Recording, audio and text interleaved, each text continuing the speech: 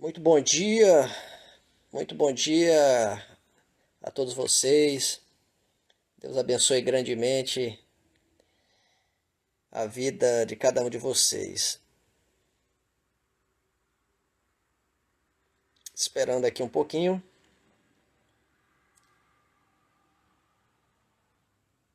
né? Estamos esperando aqui entrar. Quero ter aqui uma conversa toda especial aí com o meu amigo. Muito bem, meu amigo Adonias Carvalho. E já aí, vamos lá.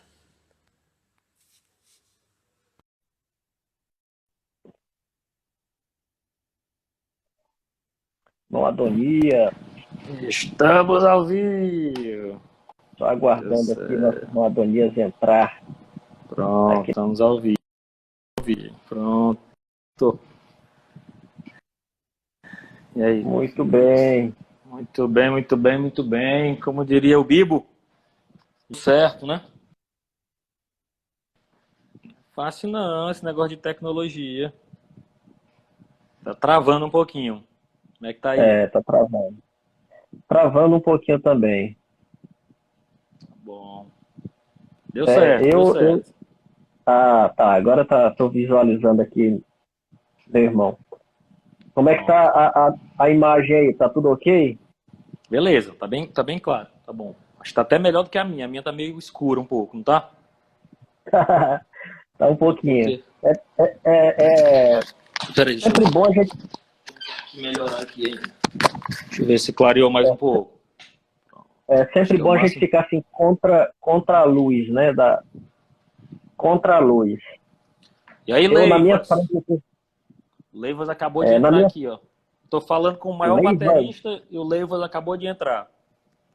é baterista Leivinhas. também, aí? Leivinhas, filho do Alvino. Pastor Alvino. Ah, muito bem. Também Luciana Catrini aí, né? A melhor guitarrista das galáxias. Muito bem. Abraço, irmão Leivas, rapaz. Leivinhas acabou de casar, meu amigo. Tá de lua de mel essa quarentena aí. Tá bom demais. Muito bom, muito bom. É muito bom esse primeiro momento aí, né? Ninguém lembra de problema nenhum. Aproveita, meu garoto.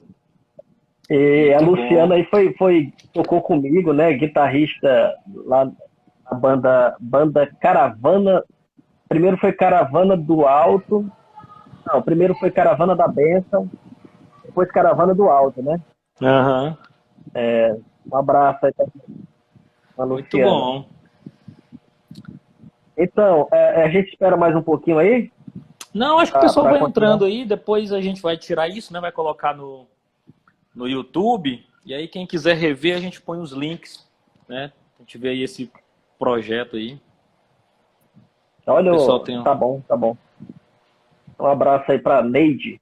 Então, chamando aqui o meu querido irmão Adonias, para quem não sabe, é também meu cunhado, né? Casado com minha irmã. Né?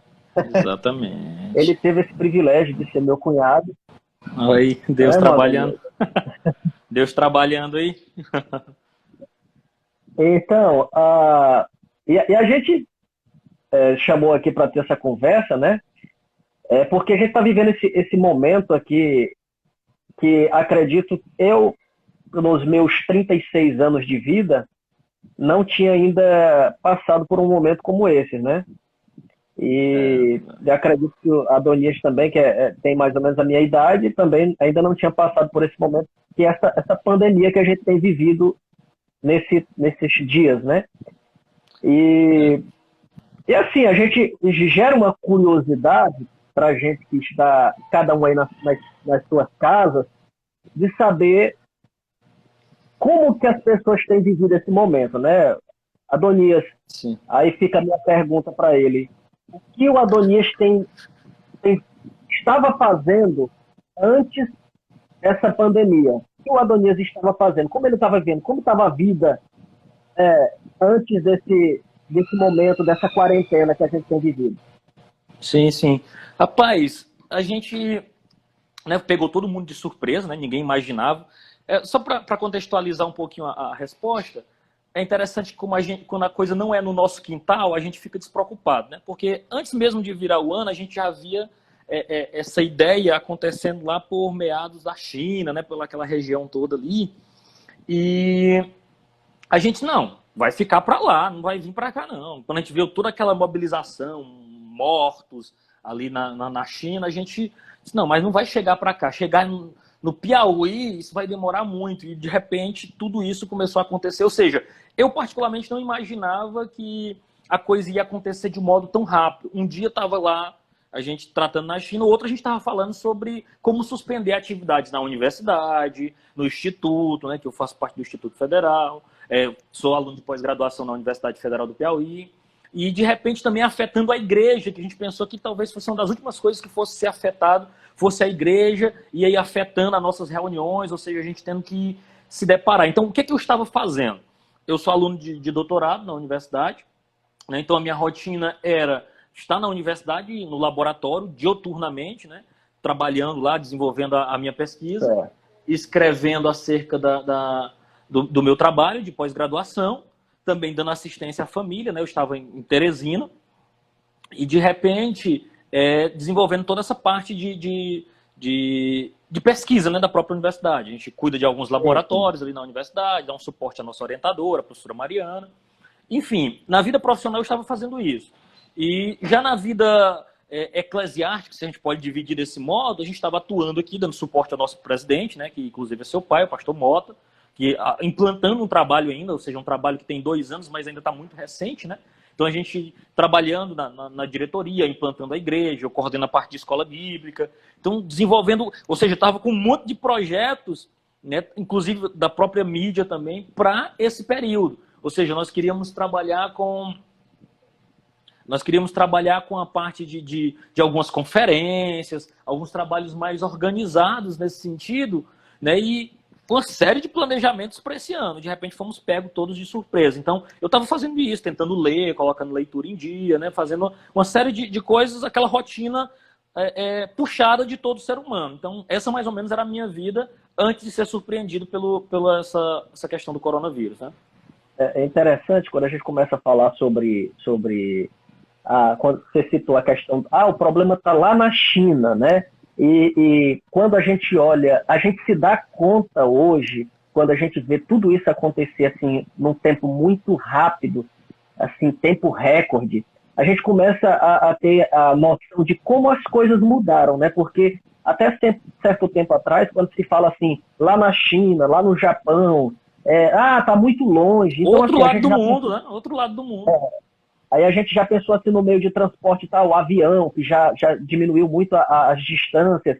Mas aí quando a gente vem para a questão da rede social, da questão da informação, ela chega bem mais rápido. Sim, mas a gente não imagina que o coronavírus, o vírus, ele teria algo assim que utilizaria, só não está utilizando a internet para transmitir, mas, por exemplo, os meios de transporte que ajudaram as pessoas a diminuir as distâncias, ajudou também a diminuir a distância entre as pessoas contaminadas com o vírus, né?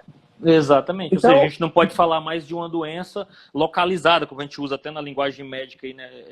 Uma epidemia. Hoje a gente fala de pandemia, atingiu todos, né? E exatamente por essa facilidade, inclusive de comunicação, de transporte, que o mundo vem passando, né?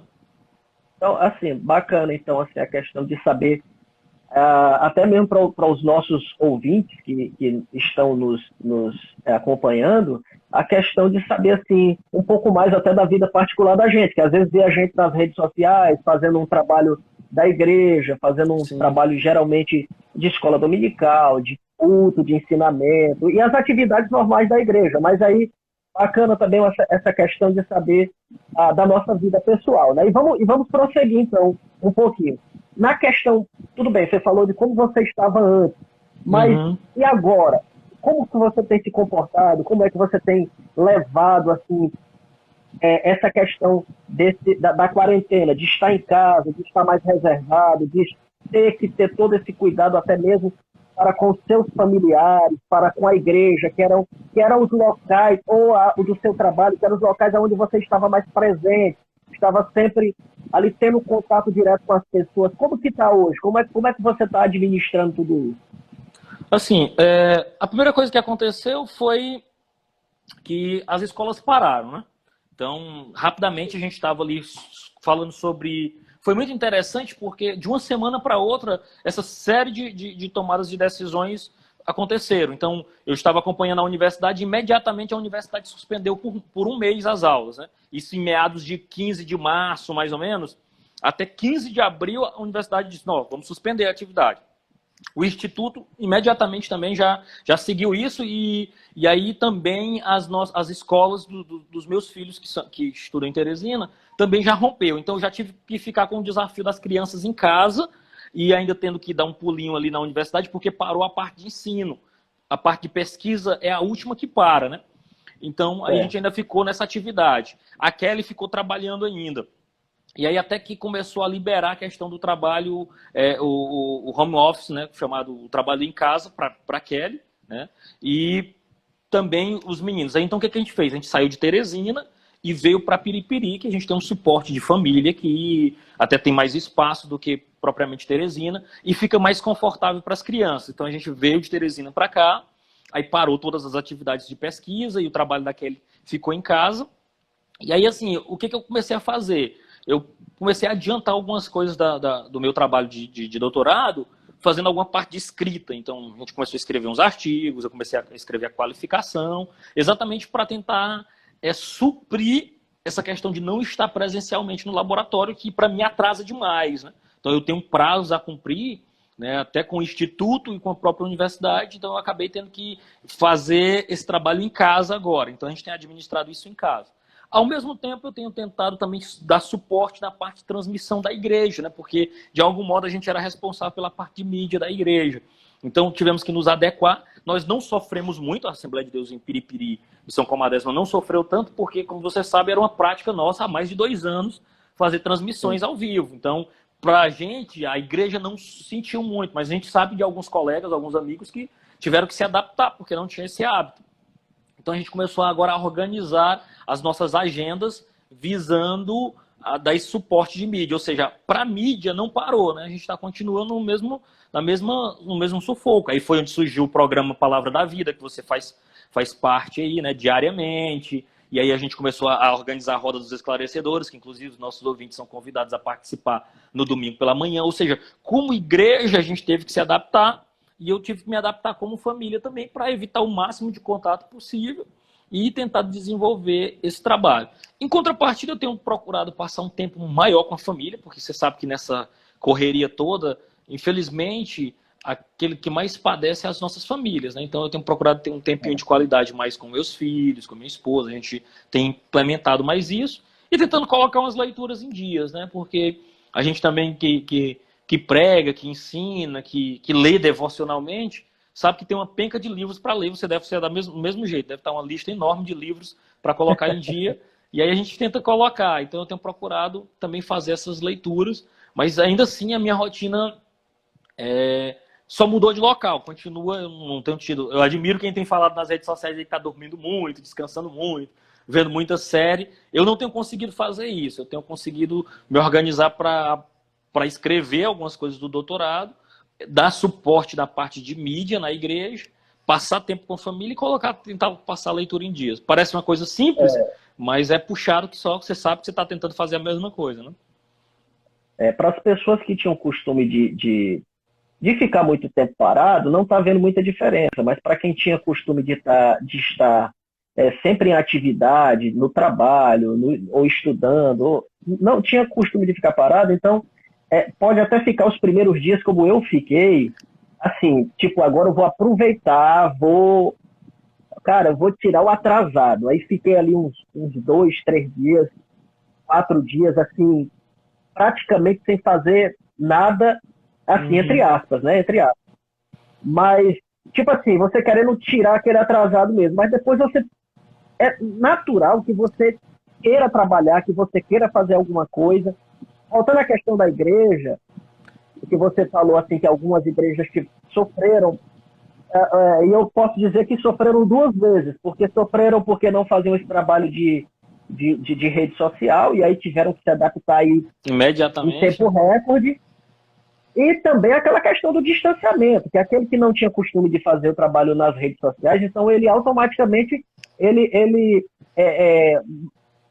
se envolvia apenas pessoalmente, corpo a corpo ali na igreja. Aí teve que sair desse envolvimento corpo a corpo, ou seja, sofreu uma vez e aí sofreu uma segunda vez, que é de estar estabelecendo esse trabalho via redes sociais. Então sofreu duas vezes. A gente está sofrendo uma vez, vamos dizer assim, porque estávamos fazendo o trabalho de rede social e apenas continuamos fazendo aquilo que já estávamos fazendo, e agora temos esse problema que é o distanciamento social, que muitos irmãos acabam sofrendo aí com essa distância, né, que era normal de se estarem fazendo, né. Aí vem a questão, era aquilo que estava fazendo, que está fazendo hoje, e vem a terceira questão, que é qual a perspectiva de futuro? O que é que vai mudar depois dessa quarentena? O que se acha que na prática, de fato, vai mudar? Será que no trabalho, na igreja, na vida social, será o que vai mudar? O que isso vai impactar na sua vida? Você acha que vai impactar alguma coisa? O que seria isso? Como explica pra gente aí o que passa, isso poderia acontecer? Rapaz, eu penso, e eu tenho procurado escutar muita gente, né? Eu gosto de... Provérbios diz, né, que a multidão dos conselhos há sabedoria. Então eu procuro escutar a opinião de várias pessoas para tentar tirar. Eu penso, e ouvindo muita gente boa, inclusive que eu considero mentores, mesmo sem eles saberem, né, alguns deles têm dito que nós nunca mais seremos os mesmos. E, de fato, eu penso que nunca mais a nossa... Tipo assim, às vezes a gente fala muito assim, não, quando tudo voltar ao normal. Mas que normal é que as pessoas estão esperando? Será que a gente vai ter aquele mesmo nível de convivência? Eu estava conversando, por exemplo, com a minha orientadora, que ela tem mais de 60 anos. Ela disse, olha, para mim, não vai ser mais normal. Eu não vou mais viver a normalidade. Ou seja, quando tudo voltar, eu continuo grupo de risco ainda. De modo que eu vou ter que ficar recluso até descobrir uma vacina, e essa vacina chegar a atingir uma massa, uma produção em massa e uma vacinação em massa, que são dois desafios. Não é só você ter a vacina, é você conseguir imunizar aí. Por exemplo, nós estamos falando no Brasil aí de 200 milhões de pessoas. Nós estamos falando aí na casa de 70 milhões de idosos. Se você coloca pessoas com doenças crônicas, eu não tenho nem esse número para projetar. Então, até você conseguir operacionalizar isso, algo desafiador. Ou seja, nós não vamos ter, por mais que digamos, amanhã está liberado o comércio, igreja, universidade, escola, nós vamos sentir falta de algumas pessoas que não vão poder voltar de imediatamente ao convívio. Então não vai voltar ao normal. Algo que, por exemplo, a gente via muito no Japão, né, que às vezes a gente via por fotos, que a gente pensava até que seria uma realidade distante, é o pessoal ir para evento público de máscara. Por exemplo, já saiu aí em Teresina que a norma pode voltar algumas coisas, mas você tem que estar com a máscara, né? Então, assim... Tornou obrigatório, né? Algo que não tinha antes, agora se tornou obrigatório. Ou seja, todo mundo muito receoso. Eu acredito que até espirrar não vai ser mais uma coisa muito normal. Você espirrou no meio da rua... Eu acho que o normal vai ter... Eu acho que o normal vai ter um conceito diferente, né, do que era Exatamente, antes. A gente vai mudar muito. Então, eu penso até que, como igreja, nós vamos ter que se adaptar. E aí a gente até fala sobre isso. Eu estava lendo até um texto, ontem eu estava escutando algumas coisas, alguns pastores que eu considero referência, e estava ouvindo alguém falando o seguinte, lembrando a frase de Paulo aos Romanos, né? Paulo, falando aos Romanos, no capítulo 16:5, ele vai dizer assim, ó, e eu saúdo vocês e a igreja que está em tua casa. Eu fiquei pensando, poxa, que negócio bacana, né? A pessoa, ou seja, era uma igreja que havia na casa de determinadas pessoas. Então, eu penso até que como igreja, nós temos uma perspectiva cristã, né, e nos afeta muito a igreja, porque por mais que nós tenhamos parado algumas atividades seculares, a igreja, a gente continua praticamente no mesmo ritmo, né, na mesma intensidade, ou com o mesmo peso de responsabilidade.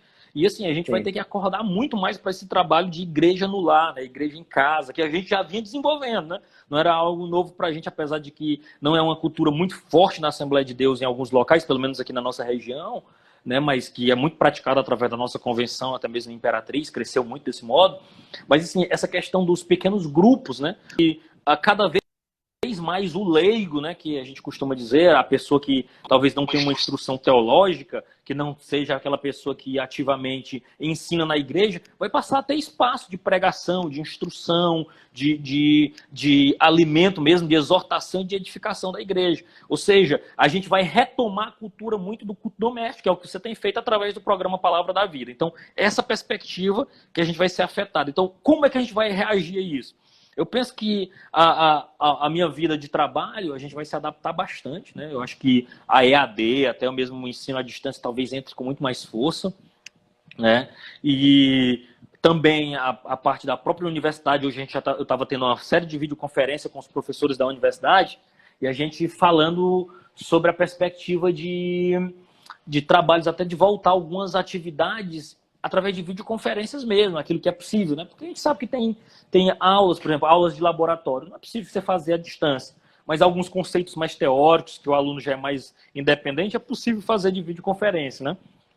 Enfim, eu acho que a gente vai ter uma readequação como igreja, como profissão. Eu acho que essa tecnologia aqui de um bate-papo cara a cara, talvez a gente tenha muitas atividades desse sentido para ser feito. Vai crescer muito essa questão da conectividade desse modo. Mas aí eu abro a seguinte atenção, porque independente do meio que a gente utilize, né, se é um meio virtual ou não, o que eu preciso entender, e aí é a questão que eu até abro espaço para uma fala do Ed Knevix, que é um cara que eu escuto, concordo com algumas coisas, ele é muito emblemático, né? Tem muita coisa que você pode pegar e tem muita coisa que você tem que recusar da sua teologia, mas ele falou uma coisa que me marcou ontem à noite, ontem à tarde, inclusive eu até compartilhei esse vídeo com você. Ele falando que é um tempo de conexões, ou melhor, de comunicação afetiva. E essa comunicação afetiva que ele traz, ele pontua, é uma comunicação de afeto, onde você não sente apenas para alimentar um rebanho ou determinada pessoa. Diz, olha, eu vou abrir a Bíblia aqui e vou pregar para você. Mas é simplesmente de sondar o coração. Diz, como é que está teu coração? É uma partilha do coração, né? E assim, a gente tem visto que, embora presencialmente, ou até mesmo através das comunicações de vias sociais, nós temos visto muitos conceitos abertos, mas dificilmente a pessoa abriu o coração mesmo. Ou seja, o acolhimento sem julgamento. Porque geralmente, por exemplo, eu digo, olha, eu vou abrir aqui meu coração, e a pessoa já vai me repreendendo. Ah, mas tu devia ter feito desse jeito. E nesse aspecto de abrir o coração, independente se você concorda ou não, você tem que acolher. Porque a pessoa está abrindo o coração para você, está dizendo, olha, eu estou passando por isso. Eu estou com medo. Aí alguém diz, não, mas você é crente, você não pode ter medo. Eu estou sentindo medo, não é hora de você me dizer o que é que a Escritura diz, é hora de você dizer assim, olha, eu te compreendo. Eu sinto, faz medo. Pessoas sentiram medo. Na Bíblia tem N pessoas que sentiram dificuldades em lidar com a realidade que estava diante de si. Mas ao mesmo tempo, eu entendo você. Agora, vamos tentar junto olhar para a esperança que há na Escritura. É diferente, é uma repreensão diferente, é uma orientação diferente, né? E aí ele completa dizendo que é tempo também de conexões efetivas. E essa conexão efetiva passa pela partilha do pão, né? Porque nós temos uma comunidade, nós nos preocupamos, nosso pastor é extremamente preocupado com isso, sobre o que o pessoal está enfrentando nas suas realidades. Porque não é para existir entre nós, da nossa comunidade de fé, aquele que esteja padecendo por necessidade. Ou seja, deve ser uma preocupação, e é uma preocupação da nossa igreja, tentar suprir as necessidades dos nossos irmãos através dessa partilha do pão, né? Essa conexão efetiva, né? De saber como é que está passando a necessidade de cada irmão, e não só os da nossa casa, né? Da nossa família, né? Que nós somos da mesma família, mas aqueles também que fazem parte da nossa comunidade de fé, né? Você está me escutando direitinho ali, Adonis? Beleza, está escutando direito, estou escutando. Acho que o meu fone aqui deve ter acabado a bateria. Descarregou. Não, estou escutando direito. Não, mas aí, graças a Deus, está dando tudo certinho. Não, mas de fato, né? É importante a gente... Eu acho que é uma oportunidade para a igreja que está tentando viver algo que a igreja primitiva viveu, né? Sim, sim. Porque é aonde você vai ter, de fato, a oportunidade de se achegar mais e de conhecer a vida da pessoa. Interessante isso aí que você estava falando, a questão de a gente ouvir o próximo. É como um pai faz com o filho. Quando o filho diz que está com medo, você não vai tentar convencer ele de primeira mão de algo que, de repente, ele está sentindo medo. É você chegar e dizer, vem que eu tenho um ombro, eu tenho um colo para você, abraça o filho, diz, olha, eu estou aqui com você para o que der e vier. Não importa se o medo é por algo que precisa ser trabalhado na mente dessa pessoa, mas nesse exato momento, É é o acolher, momento né? onde você é acolher, é dar o colo, é dar o ombro, de fato, e fazer com que essa pessoa se sinta seguro, né? Eu estava pensando nisso esses dias, né? A gente já ficou há um bom tempo nas nossas casas e eu fico pensando já na necessidade, pensando no que os meus irmãos estão sentindo, no que os meus irmãos estão pensando. Será Sim, como sim. é que ele está nesse momento? Né? E aí eu fico pensando, eu preciso começar aos poucos, com todo o cuidado e com toda a responsabilidade, já ir começando a fazer algumas visitas e saber como é que está, e de repente, porque, sabe, esse distanciamento e a gente está só no telefone, ligando, e aí como é que está? Essa distância, ela não vai resolver o problema do afeto que a pessoa sente de estar presente. É por isso que é muito importante nessa hora a família, porque a Sim, família sim, está ali sim. todo mundo junto, está tendo aquele corpo a corpo, está ali procurando ouvir um ao outro. Por exemplo, nós estamos aqui agora numa conversa aqui via rede social, mas tem uns momentos que a gente está pessoalmente aqui conversando, falando sobre diversos Exatamente. assuntos. E Né? abrindo É o coração importante. mesmo. Eu acho que a gente, como igreja, ficou muito rígida naquele sentido. Não, eu prego, você escuta e tua vida é transformada. Mas eu penso que Jesus teve momentos de muita proximidade com pessoas. Você vai ver, inclusive, quando a gente está até, inclusive, ministrando evangelismo, a gente fala que preciosos discursos, pregações maravilhosas para uma pessoa. E aí, assim, você vai ver que Jesus, ao abordar algumas pessoas, né, até mesmo a própria mulher samaritana, ele acolhe, ele senta, ele só abra seu coração, né? Ele tem um momento para repreender? Tem, mas tem um momento para acolher, diz, olha, chora aqui comigo, lamenta aqui comigo as suas escolhas erradas, porque aquela mulher tinha feito várias escolhas. E assim também vale, tem momentos que a gente vai sentar e vai abrir o coração e não quer um cúmplice, mas quer alguém que bate e diz, olha, eu te compreendo, eu entendo o que você está passando. Por exemplo, nós temos pessoas que estão numa situação mais confortável a essas alturas, porque ou são servidores públicos, né, e trabalharam, estudaram, se dedicaram para chegar a essa posição, enquanto outros não tiveram, talvez, quem sabe, as mesmas oportunidades, mas estão batalhando para manter os seus empregos e os seus negócios, e estão aflitos com o peso da responsabilidade. Tem gente com crise de ansiedade, tem gente que não tem conseguido dormir, porque está aflito com a dificuldade que não sabe o que será do dia de amanhã. E aí essa pessoa precisa o quê? Nós, como igreja, como amigos, temos que sentar e dizer, olha, eu te entendo, eu te compreendo, dá medo mesmo. A incerteza, ou seja, nós temos o medo do desconhecido. Nós não compreendemos direito como é que vai ser a partir de agora. Mas, ao mesmo tempo, o nosso papel é acolher, abraçar e apontar a esperança. Diz, olha, eu sei que você está passando por esse momento de fragilidade, mas tem uma esperança em Cristo, para além dessa vida, para além dessa dificuldade. Então, assim, eu acho que é algo que a gente, como igreja, a gente tem se proposto a fazer e trazer mesmo uma mensagem de esperança, né, de saber como é que vai enfrentar, ou seja, eu tenho temores sobre como é que será, eu tenho temores pelos meus filhos, eles não vão viver o que eu vivi, porque eu não sei o que espera de uma realidade próxima, né? A liberdade que nós teremos futuramente, até mesmo por essa enfermidade, ou de outras que virão, né? Porque também nós não sabemos como é que vai se portar futuramente. Agora, o que a gente sabe é que a gente tem uma viva esperança para além dessa vida. Pode ser que tudo aqui se perca, mas a nossa esperança né, Paulo diz que se nós esperarmos em Cristo só por esta vida, nós somos os mais miseráveis dos homens. Ou seja, nós esperamos para além, para uma eternidade, né? E nós não podemos tirar os olhos da eternidade. E eu acho que isso tudo também fez com que cada um de nós repensássemos o nosso modo de vida. Até mesmo igrejas repensassem a sua estrutura, né? Porque tem sido desafio. E megas igrejas com estrutura enorme, com auditórios enormes, começaram a perceber que estão aí 2, 3 meses pagando aluguel à toa, né? Percebendo que dá para sobreviver, né? Eu estava vendo até um amigo pastor falando que, poxa, os congressos, quem sabe, vão ser repensados, porque vimos que investíamos muito dinheiro em congressos que podem ser feitos de forma online com uma grande, grande aceitação e uma grande qualidade também.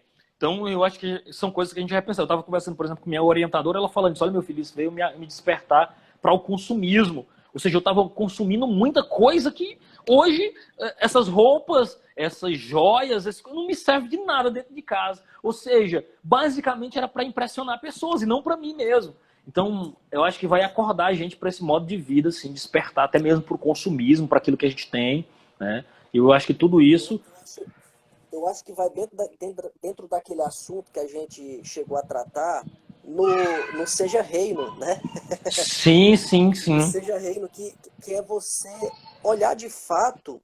Cara, esse momento, ele foi assim muito especial para a gente refletir muita coisa na vida da gente. E ver que a gente pode viver com muito menos, a gente pode viver Sim, se sem dúvida. abstendo de muita coisa, né? Então, assim, cara, é muito bacana, muito bacana. Então, assim, eu quero agradecer desde já aqui a disponibilidade aí do nosso querido irmão Adonias, né? Meu amigo, meu irmão, meu cunhado, né? E assim, agradeço assim, pela sua disponibilidade, agradecer os nossos amigos que estiveram aí nos acompanhando e aqueles que irão ainda assistir essa live, né, que provavelmente vai estar aí no YouTube. Nós A gente vai estamos colocar no iniciando canal do esse YouTube. quadro aí de essa conversa franca através da net, né, Sim, com sim, os nossos sim. amigos, e a gente já divulgando aqui que a gente vai estar conversando com diversos tipos de pessoas, não somente com evangélicos, com pastores, mas também com todos aqueles que se colocarem à disposição de ter uma conversa com a gente sobre esse momento que a gente está vivendo agora. A gente não vai fazer restrição a ninguém. A gente vai conversar com o padre, com o espírita, com o médico, com o psicólogo, com o filósofo, com o empresário, com todos aqueles que estiverem disponíveis a conversar com a gente vai estar fazendo essas lives aí e está trazendo aí para a galera o que essas pessoas pensam, né, desse momento, como tem vivido, como estão vivendo e como provavelmente passarão a viver. Então, eu quero que o Adonias faça aí suas considerações finais e a gente já vai encerrar por aqui, até porque a barriga já está me chamando para almoçar. Pronto. Muito bem. Eu acho que é isso. Eu acho que é um excelente projeto. Eu acho que a gente tem que ouvir muito mesmo e a multidão de informações é uma oportunidade de um diálogo. O projeto é lindíssimo. E eu quero dizer para aqueles que nos escutam que há esperança. Né? Por mais que nós estejamos agora sem uma comunhão física, corpo a corpo, porque a maioria tem procurado manter essa quarentena, mas que nós possamos abrir a nossa mente, o nosso coração, para entender esse momento como uma oportunidade que Deus nos dá para rever a nossa posição. Eu gosto sempre de lembrar da situação do carcereiro, lá em Atos 16. Aquele homem que era um agente do Estado romano, ele prende Paulo e Silas numa prisão e ele foi chamado para guardar aquela prisão. Aquele homem não pensava absolutamente nada diferente, era um dia normal de trabalho. Ele estava ali para guardar prisioneiros que tinham infringido a lei romana. Ponto. Eu imagino que estava tão tranquila a situação que ele teve a oportunidade de tirar um cochilo durante o seu trabalho. Então estava tranquilo. Mas de repentemente aconteceu um terremoto. Algo que mudou completamente a sua vida. E de repente, a primeira situação que ele percebe após esse terremoto, que ele vê as prisões abertas, é: meu Deus, não há esperança, eu vou tirar a minha própria vida. E ele escuta uma palavra de um crente, de alguém que servia a Deus e falou assim: não, ainda há esperança. Né? Não faça isso com tua própria vida. E de repente, alguém que não pensava em eternidade começa a pensar em eternidade. E o que é que eu faço para ser salvo? Como é que eu posso ter essa tranquilidade que você está tendo agora? Como é que eu posso ter essa certeza que você tem? Porque mesmo com a prisão aberta, você não saiu.